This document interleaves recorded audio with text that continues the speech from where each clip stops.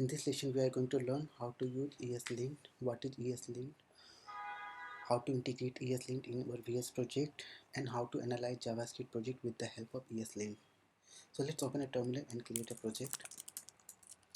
Okay, I am in a workspace folder and I'm going to create a one project. Hello ESLint. Let's go inside the folder and using code for command to open the project into the VS Code. Okay, this is an empty project. Now let's create a src folder and write a program index.js. Before starting the ESLint, I want to create a one program where we will be writing a program which will be unanalyzed. Later on we will analyze that program with the help of ESLint. Okay, so let's create a function main and let's write something console.log hello ESLint. I'm putting some condition here. I'm putting the constant condition again. I'm declaring some variable here. Num is equal to 10 and again writing out console.log inside condition. Okay, this program is simple. There is nothing wrong in the program, but there are some wrong practices, like the main function has never been used, the number variable has been declared but that never has been used. Sometimes there are chances that we do not want to use console.log in our project. The second thing is that the true variable, this is the hard-coded true condition. So these are not a good practices, but we are not getting any error or message. So who is going to help us? That's how ESLint comes into the picture and which help us to analyze our program. Okay, so now let's take the help of ESLint and see how does ESLint is helping us to analyze the project. I'm talking about initializing the project with the help of npm init. Okay, and to use ESLint we are going to install the module ESLint in our project. We can install this on a global level also, but I'm installing this as a dev dependency ESLint. Okay, if you open the package.json folder, package.json file, we can see that ESLint has been installed. So once the ESLint has been installed, we get a command called ESLint. Those commands are available under the .bin folder under the .node modules. And how to check that? .node module .bin, and there's a command called ESLint. So that is the advantage we are getting. That is the command we are getting after installing the ESLint module. And we are going to use this command to initialize our project with the help of initialize the project and apply the linting. So we are using what? Init. Now we will answer some of the questions. Why we want to use the ESLinting? To check the syntax only, or find problems, or apply the code style also. So right now we are going to use the second option.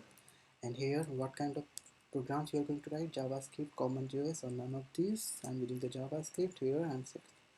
We are not using any framework. I'm not using TypeScript. And where do you want to use? On browser or Node.js? I'm using the space bar to select this, enter. And what do you want? How do you want your configuration file? In JavaScript.js file, YML, or .json?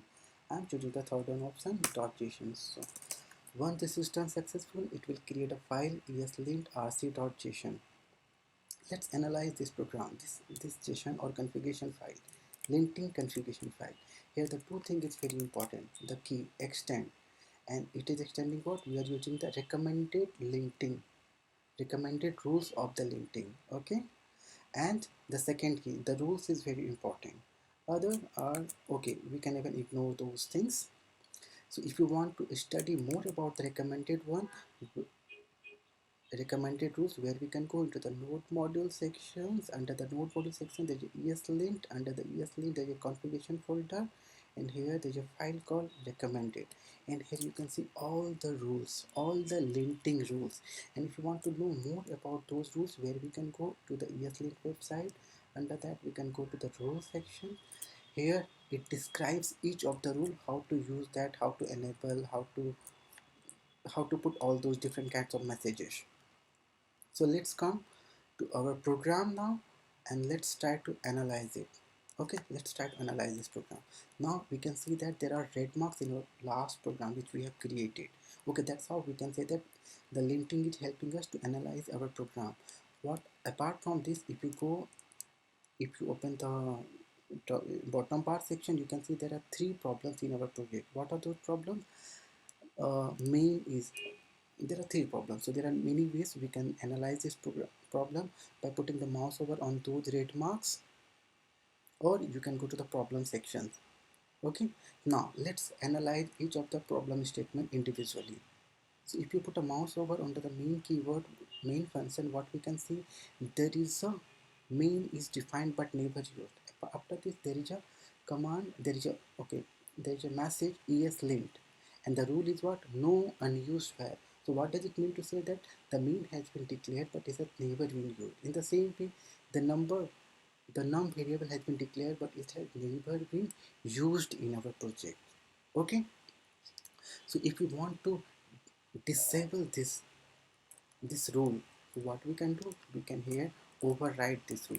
But before disabling it, if you want to check how where this rule has been declared, what we can do, no unused vars. And what kind of message is this? Error. That's why we are getting a red mark here. So now we will override here no unused vars, and what we will do here, instead we can put warning. So what we can see that there's a yellow marks, or what we can do here, if we mark turn off, now that we will find that there is no error. What is the second problem now?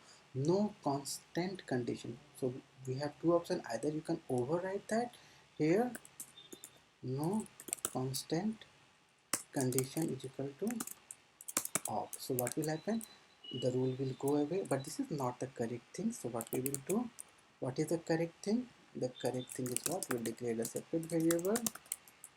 Ideally it should happen in a real life project like this. So now you can see there is no error. And one thing I have forgot to mention, that we must, in the extension tab, we must go and install the ESLint plugin for our VS Code project before starting all the activities.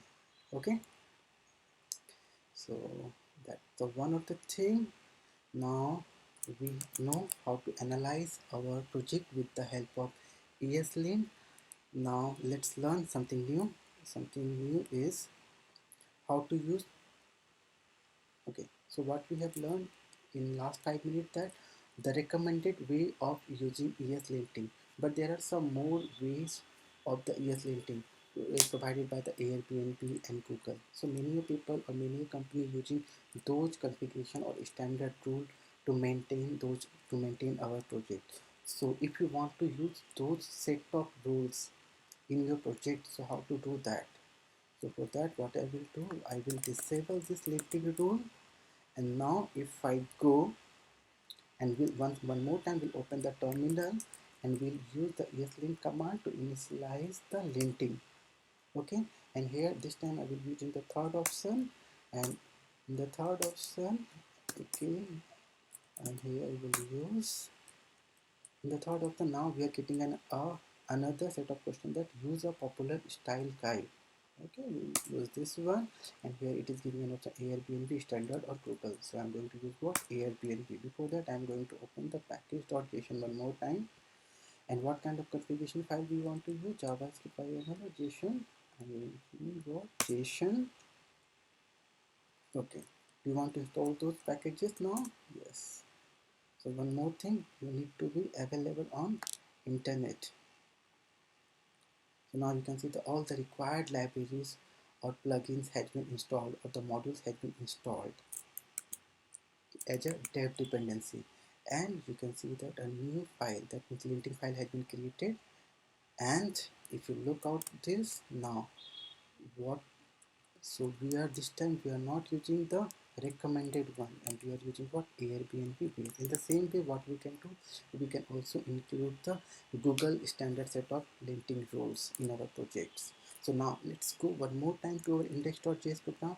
Now you can see there is the errors again. Why the errors are?